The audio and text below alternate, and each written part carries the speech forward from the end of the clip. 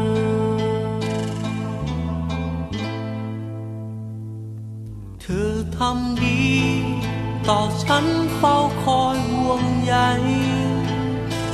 แต่ทำไมไม่มองไม่แคร์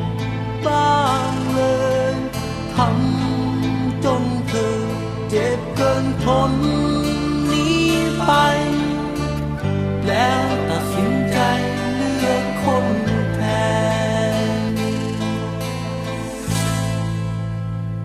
หัวใจประมาทเธอ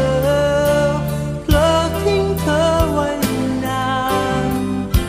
ครั้นต้องการก็สุดจะสายหัวใจประมา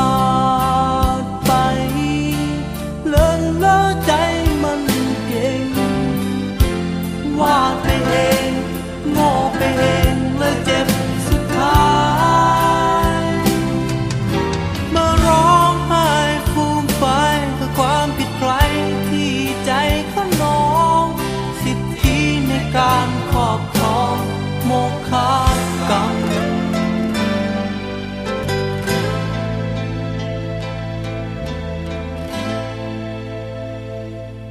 มีความรัก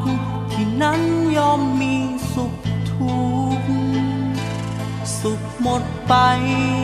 ทุกใจคืบคลานเข้ามาแทรกแซง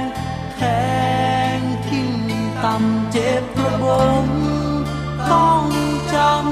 ำรับบาปรับกรรม